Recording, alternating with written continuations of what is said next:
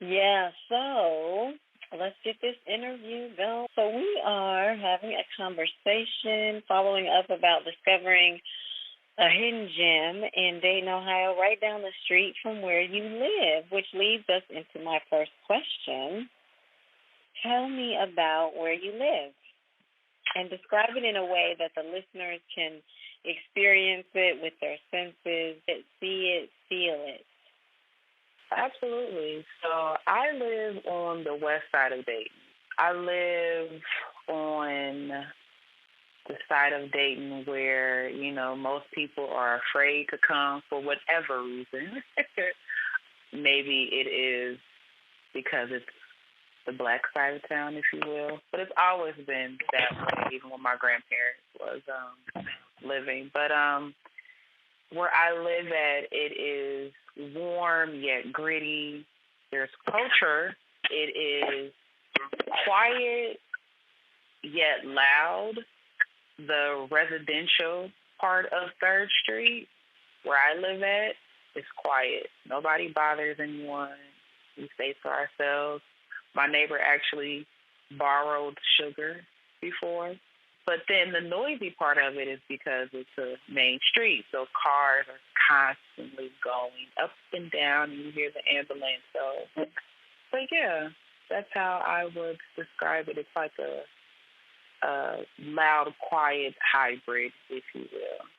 And so, what's it like to live there? How do you feel being in West Dayton and in this environment that's quiet, noisy, hybrid? What's it like to live there? How do you describe what living there, what that experience is like for you? This has always been home for me, right? So this area of Dayton has always been familiar to me and my family as well. The house that I lived in prior to me moving here, my cousin lived here for 20-something years. So I've always had a relationship with the West Side. So there is, again, that word warm. There's definitely that warm aspect to it. There is a traditional aspect to it. Then this is where my grandparents reside and, made a living for their child and their grandchildren. So if I had to say what it's like to live here, I would say definitely it's warm and it's familiar. It feels right. It feels right, like deep down inside. There's a connection. My roots is on the west side. My roots are here. There's a big tree in my backyard. I don't know anything about trees, but it's a beautiful tree. And the roots are so big and strong. And I think about my grandparents that sacrificed a lot to be on the west side of Dayton and made a life for their offspring. So if I had to say it again, it's definitely warm and familiar to live here. Yes. So following up to what you said, you're the 3rd generation to live in the home. Your grandparents raised a family there. And when did they come to Dayton?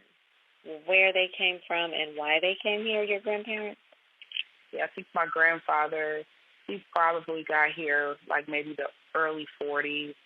My grandmother got here around like 46, 47. So my grandfather was living in Dayton prior to my grandmother moving here. My grandfather was from Birmingham, Alabama. My grandmother was from Clarksdale, Mississippi. So, of course, in the 30s and 40s, the Great Migration is what brought my grandparents to Dayton, Ohio. This is where you had jobs here. My grandfather had a industrial job that he retired from. I believe it was Inland. Inland actually was across the street from my house, so he didn't have to go far to go to work. But they got here. Of course, they moved to Dayton for a new experience to escape the South I mean, I could only imagine what the South was back then, you know, like randomly just walking down the street and there's like hanging bodies and just segregated, and how that reality looks for a young Black male, female in those days, knowing that it was something better somewhere else, and you'll do any and everything to get there, to have some sort of a quote-unquote normal. But my grandfather, I mean, he was a provider. My grandparents, of course, they were deceased before I was born. So all of this is coming from opinions from others. So unfortunately, I wasn't blessed to have like my own opinion of. So I'm truly just going off of what I've been told. But for my grandfather, there's like this, he was a provider, a quiet man. There's like some mystery there. And I really wish like that inquisitive side of me is just like, what is that mystery? But I think back then there was a lot of mystery, especially like with a lot of Black men. Mainly, you know, you never know what people had to do to live. We're talking about it was just a couple years prior to slavery. You know, like slavery really wasn't that long ago when you think about it in the whole, but that's another story. But there's like this mysterious aspect to my grandfather. But my grandmother, beautiful woman, beautiful spirit. She was a hustler, like, I believe, like, not that she had to be, but I think it was just something for her to do.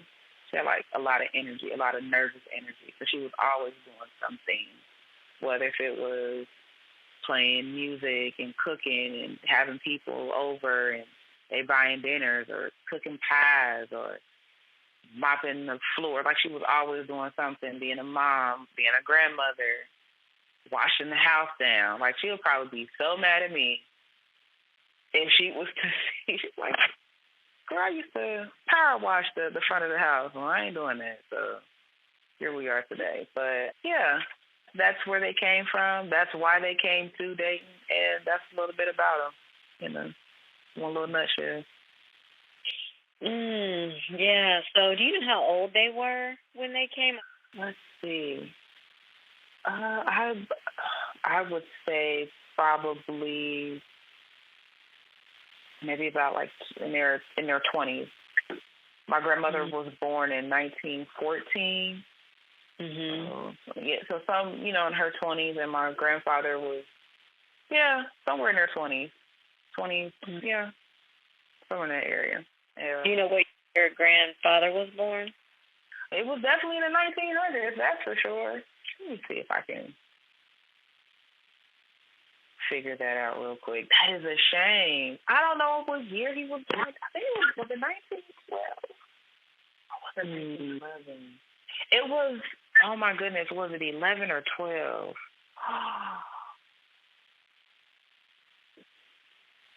I'm thinking 11 because the flood in Dayton was in 11, right? Was that the flood?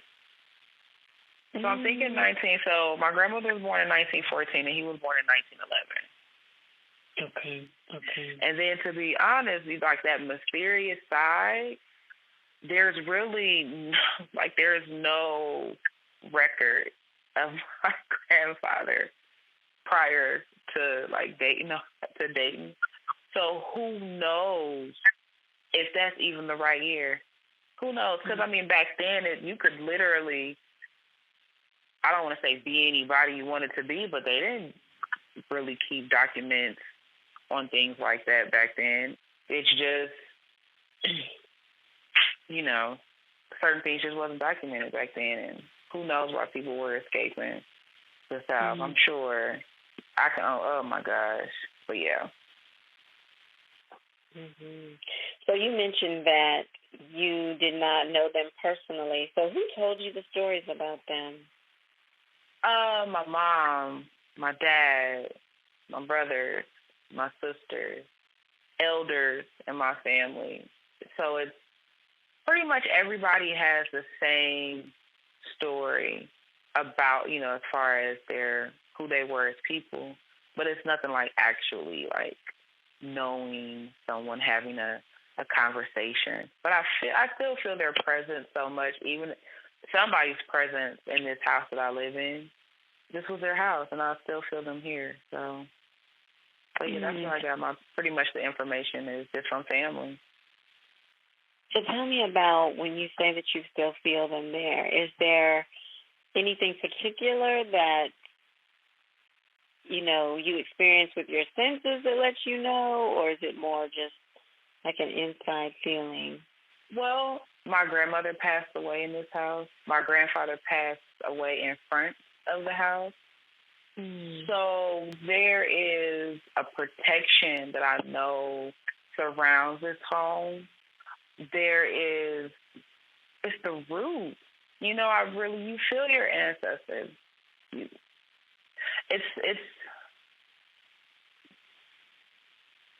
It's just certain things that and that you can just feel deep down inside, and stories that have been passed down. My grandmother, she loved to cook, she loved to clean, sharp dresser. Mama was hot. We're talking about a time where people would put on their sharpest threads just to go to the department store. We're talking about 3rd Street back then, popping, restaurants, cleaners, doctor's offices. There was things to do, people to see, money to make. So this woman that had all of this energy at a time where, Dayton is still very segregated, because that 3rd Street bridge, I don't think a lot of black people went over the bridge, if I'm not mistaken. I think back then anyway, you were, where was that, 3rd and Riverside on up, and I think maybe you stop at Drexel on 3rd, but that's a huge piece of 3rd Street that was predominantly black. So you have this woman that is a great cook, and she's a sharp dresser, and she's just all of this in a time where mental health is something that's not even, the thought of it is well, what does that mean? You're just automatically crazy. This woman had all of this talent, was literally crying in the inside, and nobody really knew until it was too late. So that connection in this house is so strong, because I feel her when I have those days where I just don't want to do. I don't know if it has to be her, because I don't know what other feeling it could be. And because I'm in her house, I'm just going to say that it's a feeling with her. But just carrying that pain sometimes you can just feel that trauma. But knowing now different ways to release without holding on. So that's when I say I feel, and it's very strong. Even with my grandfather, he was hit by a car, a drunk driver in front of the house, trying to cross the street. Then too, that's just how life is. But those 2 reasons is definitely why I know that their spirit is here. This is my roots. That tree in the backyard that I referenced to earlier, the roots are so thick. And that's why, because they're still here. And now my family, they have somewhere to come for family, dinners or celebrations, or if they're in town, they can stay in their grandparents' home. It's the gift that keeps on giving. Beautiful. Oh, wow. Sorry to hear that he was killed by a drunk driver. Do you mind sharing how your grandmother passed away in the house? Sure. Yeah, she committed suicide. She was a manic depressant. Again, we're talking about 70s. Again, why people left the South, those stories.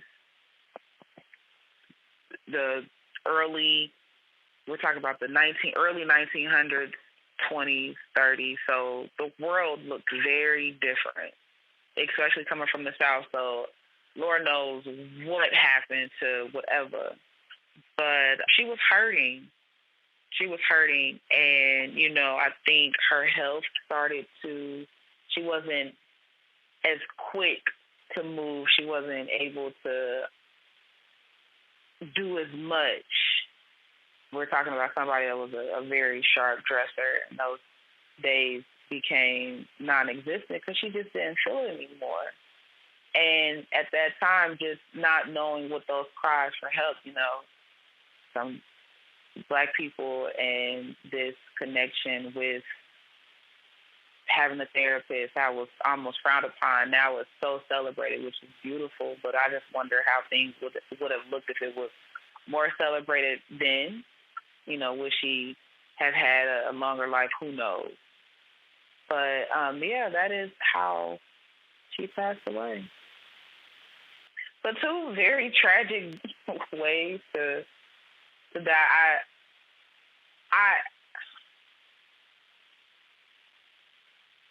My mom has to be one of the strongest people I've ever. I can't even really wrap my mind, because this was within 5 or 6 years, I believe. So that short of time, losing your mom and then losing your father in these wild type of ways, how hard that was for her to, it had to be, of course, a higher power and our ancestors, keeping that flowing, and my family too, because at that I wasn't born yet, but she had 4 other kids that was used to a certain lifestyle. Now all of a sudden, life is different. So there's definitely a lot of roots and connection on the West Side for myself and my family. This is really home. Wow, sis. Thank you for sharing that. Were they pretty young then? Do you know how old they were? So, let's see, I believe my grandmother was probably about maybe 70, in her 70s. My grandfather, I think they were both in their 70s when they passed away. Yeah, they were. Mm-hmm. So they was popping for a minute. And so I know you mentioned your mom, and she has to be one of the strongest people you know, having experienced that. So your mom lived in the house as well at some point, grew up in the house then. And you said she has 4 other siblings? No, my mom is the only child. She's the only child, but she had my brothers and sisters was raised by my grandparents as well. Oh, okay, I got you. Okay. So your mom was an only child, and she grew up in the house. But right, they grew up in this house because this is where grandparents live. And my mom was a young mom, so she was 16. I believe 15 or 16 when my brother was born, but she had a support system out of this world. But, it was different time. She had a wonderful support system. And because she was the only child, my grandmother was able to be grandmother, but yet parent, again, because my mom is still so young. She's having these babies, but there's that love there, right? So because my mom was a young mom, my brothers and sisters, pretty much they were raised by my mom. I'm not saying that, but a lot of that tradition was set there by my grandmother. But my mom, she probably, because she went to high school, she graduated from Roosevelt, class of 66, I believe. So she literally walked right up the street to school.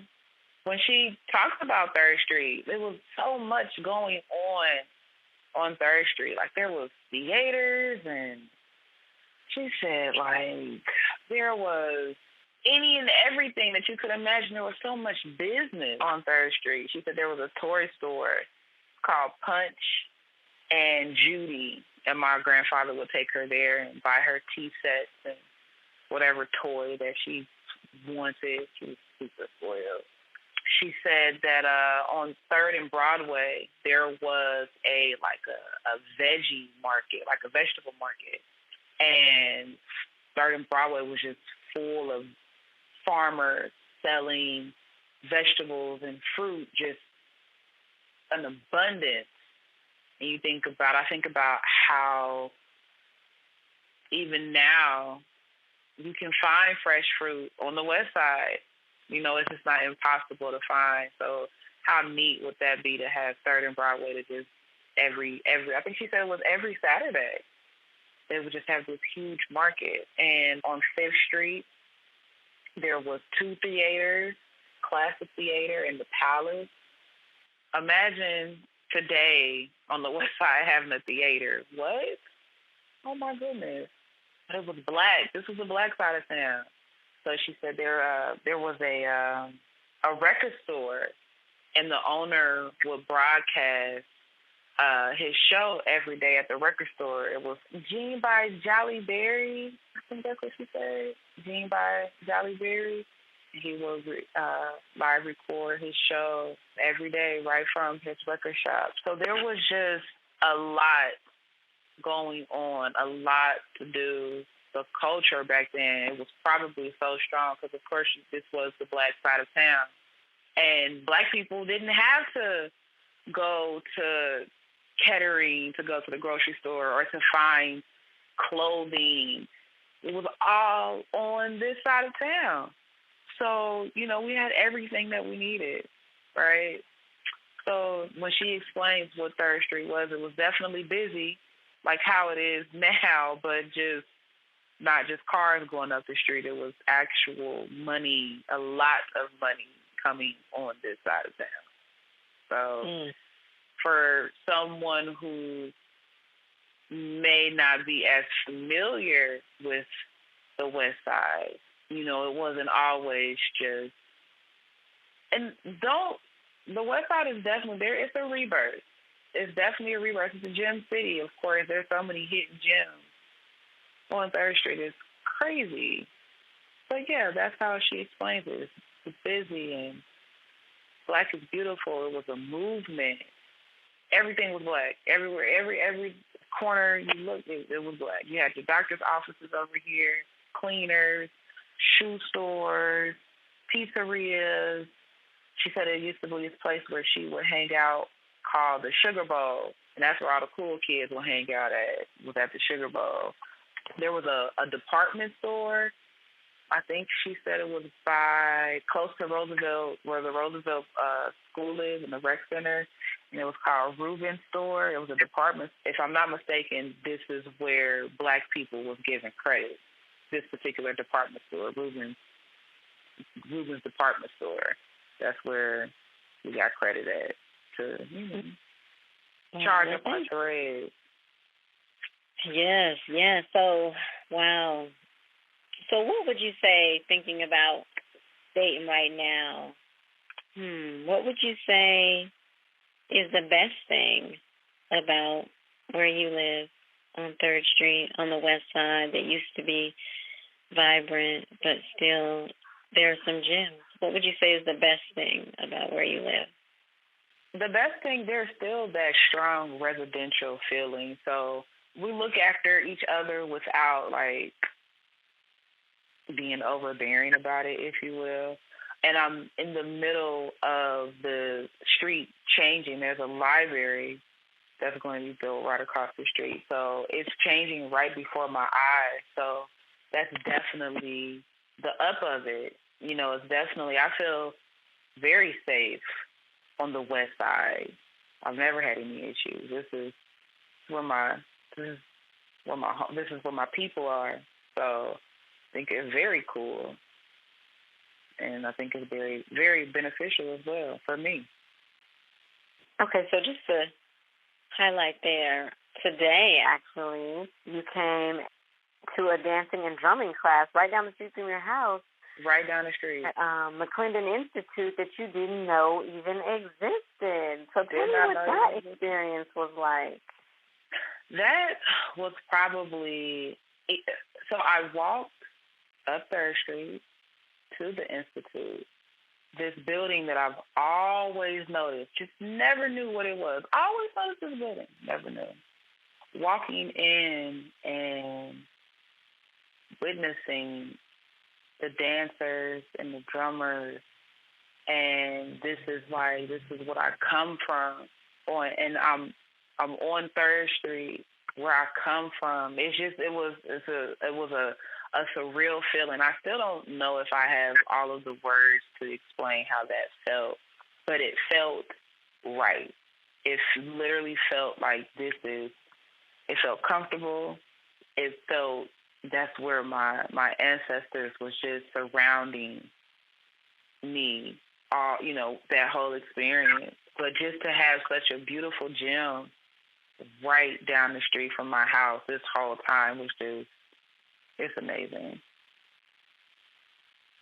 Well, thank you for coming today and, trusting me, because I've been taking dancing classes there probably since the summer maybe, and I knew that drumming and dancing is something that was part of the rebirth that, I wrote about at the beginning of this lifestyle journey, Rebirth Now Healing, and I'm convinced that drumming and dancing and being in a multi-generational environment, because there's babies there, teenagers, elementary school, you got your Gen Xers, the baby boomers, the elders, and we are all there in this experience together, connecting in the rhythm and the music that we're rooted in. Mm-hmm. We know that our ancestors in Africa were drumming and dancing. Absolutely. And they still are today. So I think that it has done so much for just me and my mental health. And as you talk about, what your grandmother experienced being a Black woman, I think that you and I both can relate just to what that is, to show up as a woman and as a Black woman, and just how the world sees us and doesn't see us and discounts. Wow.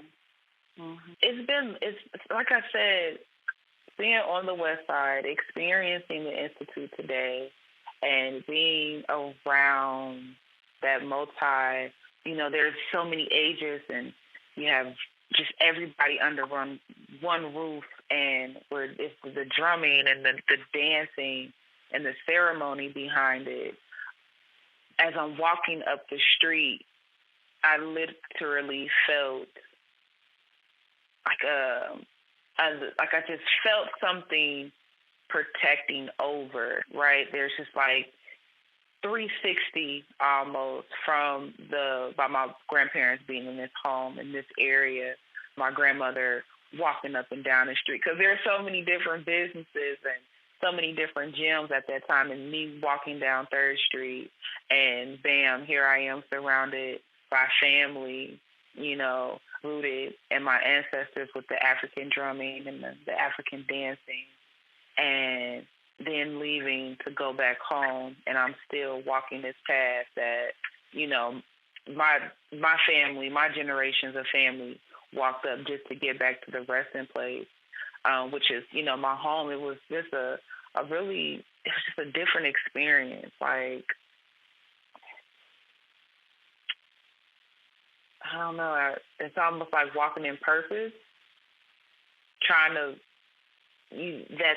I feel like everybody has that God-given talent, and some people are able to see that, some aren't.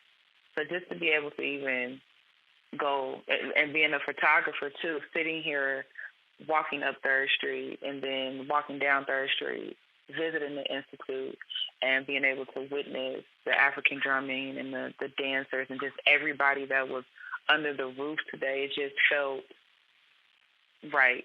It felt rooted. I think rooted is like the theme for me in this interview, because it feels right, feels normal, or what normal should be, I guess. Yes. So those are some of the things that shine about where you live and the things that are good, what would you say are some of the not so good things about where you currently live? Well, of course, there's definitely, I live in a food desert.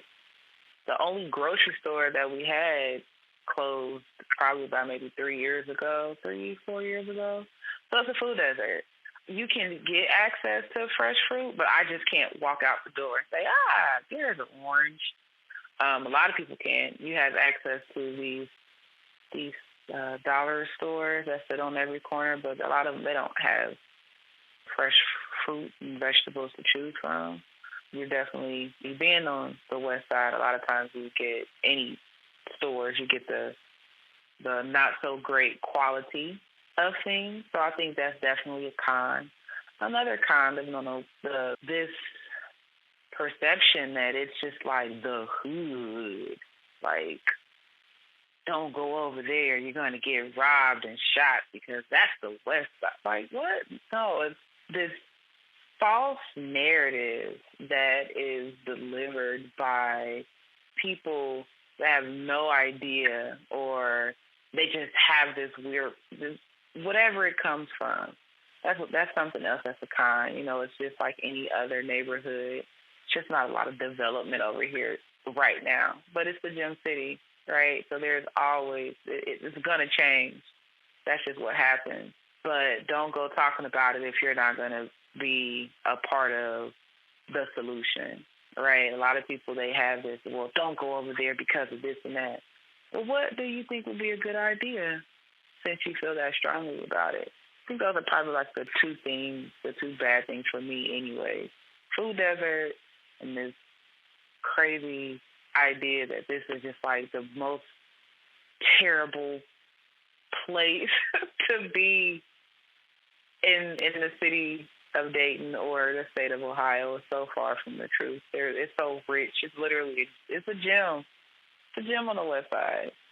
So much color and people, different people. It's a rebirth happening, and I'm excited to be a part of that. Yeah, so you mentioned a rebirth and that changes are coming. You mentioned the library, the 3rd Street Bridge. So what do you think about those changes and other ones that you might see coming on 3rd Street? Either there's evidence of it or just that you feel is happening and coming. Well, 3rd Street was that, right? So it's only right that it returns to that. There is a resurgence of creativity. There's so much going on, and sometimes it just takes time. So I'm totally excited for all the changes that will be happening on the west side. I'm so glad that I'll be able to, I'm literally right in the middle of it. I'll be able to see it and take part of it. The best gift about living on the west side as well is that my home is a family home, right? So this was something that my grandparents, they worked hard for. So this has been something that's been in the family since they passed. So this will be something that keeps on going in the family, generational wealth, right here on 3rd Street, a Black family that was able to do that and maintain that even today, almost 60-something years later. So to see the changes that's happening before my eyes is definitely long overdue. There's a lot of work to be done, but I feel like the right people will migrate to this area to make sure that it's done and make it beautiful. It's a diamond in the rough. It truly is. But I'm excited to be a part of the change, right in the middle of it as well. Yes, exciting. So we are coming up to the end of the interview.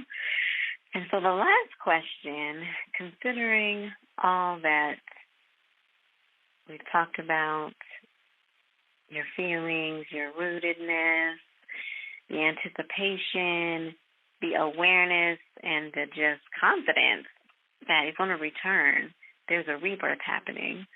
What is your vision for your neighborhood? Oh, wow, my vision. Definitely a huge garden full of fruit, like a huge community garden where everybody pitches in and everybody helps to keep this garden going. Businesses, grocery stores, eateries, and maybe some cool apartments or something. Just to be able to keep it going and bring a sense of more community back, if you will. Close my eyes and think about it. I definitely would love to see some sort of a institute for our youth to go to be able to learn a trade of some kind, something that has some sort of a mentor program. I was fortunate enough to have mentor programs growing up. A lot of times children don't have that, or they don't necessarily have access to that. So definitely having something for children to utilize, and all types of children as well, but definitely a beautiful, almost like a metro type of feel. I feel like that definitely can be done, but where people have access to what they need in their neighborhood, and they don't have to go clear across town to just get decent fruit, decent vegetables, fresh herbs, toilet paper that's not $10.99, right? There's definitely a lot of space. There's a lot of green space on the west side. There's so much green space on the west side for it to just be fresh fruit and vegetables everywhere. A space to teach more people about gardening, to teach more people about, different trades, and to make sure that people are not left behind. I think there's a reality that there will be a number of minority left behind because technology is progressing in such an advanced matter. So now, you have to move in this new tech world. And a lot of people there, they don't have the information to do that. So making sure you don't have people left behind, with technology moving as quickly as it is. So if I had to, close my eyes real tight and think about what I would want this side, and clean, no litter. Gosh, people that litter really burns my bridges. I'm tired of walking down the street and there's broken glass everywhere. It's so annoying. So annoying. So a clean space and a space where people understand, this is garbage. Let me put this in the trash can. Because that's the right thing to do. But if I close my eyes real tight, that's what the West Side looks like to me. A lot of culture, a lot of color, a lot of black, right? A lot of somewhere for black and brown people to just thrive. Just thrive. I just say that I don't, there's something for us, right? Just let's bring it back to the root, because it was that. So it's possible, right? It's definitely possible. You look in them history books. 3rd Street was booming, but it will. It is now. It's just a very quiet. It's more of a boom, but it will be a boom, boom, boom, boom very soon. Very soon. Yeah. So, one more question I thought of just as we're closing here. I promise this will be the last one. In that idea of like closing your eyes and imagining, reimagining, reclaiming, knowing that the roots are there, and describing the West Side as a gem, colorful. If you were to see a gem, what would you see? Like, I know we have a symbol of Dayton, and it has a gem. I'm not even sure what color it really is, but like I'm studying crystals right now, so there's lots of different types of crystals, elements that exist in nature of many colors, shapes. How would you describe a gem for the West Side of Dayton? What would that look like in your mind? How would it look? How would it feel? So if I had to describe it, I would definitely describe it as an amethyst. An amethyst is like that stone that like brings like clarity. And well, hold on now. Let me think about it. Now, that's a good question, Tiffany. Hold on. I think I jumped into that too quick. because there are so many different gems, right? And there's so many different stones. Gosh. But look, now you're using your imagination, so this could be a combination of stones. This could Oh, be okay. Okay. Create. Oh man. Okay. So if I had to think of a stone, like I would probably have like a jade mixed with like maybe an amethyst and an onyx and some sort of a quartz. And it would probably, like, if I had to take characteristics from each stone and just kind of build a gumbo, it would turn it into like this strong like in this strong place that you can't get rid of it, right? There's elements of peace, there's elements of that clarity. There's that fire to it as well. I think it's a grittiness that comes with like, this is, you think like, oh, we on the west side, throw it up, west side. So there's like this hardness to it, but it's really not hard. But I think just because it is the west side and it is predominantly black, right? That's where that onyx come in. It's predominantly black. You know, we have to be hard, which is we're just human beings, right? We're just a special type of human being because melanin, it just creates something else. So if that gem would just be almost like a Power Ranger of all gems, right? Like, why not just make a big gumbo and just throw it in there? And that's what's going to create this side of town. For me, anyways, right? And I know about the crystals and the stones and stuff, but to say like their properties off one by one, I'm not going to do that. I'm not going to make myself look crazy on this interview. But I do know that those components do set up in those stones. And I think those components make up the west side as well. So I think about it long and hard, especially this rebirth that we're coming from and what we already come from, what's possible. If you look really hard, especially like maybe 3rd and Lorenz, especially 3rd and Anna, you can see where there used to be tracks where the streetcars will go up and down 3rd Street. So there used to be streetcars up and down 3rd Street. So that right there signifies the roots that what was here previously is just hiding. That's all. It's just hiding. But that's my answer for those. That's a good question, Tiffany. It's a really good one. Well, thank you, Love'Yah. This has been the West Side of Dayton with Miss Love'Yah Stewart. I appreciate you.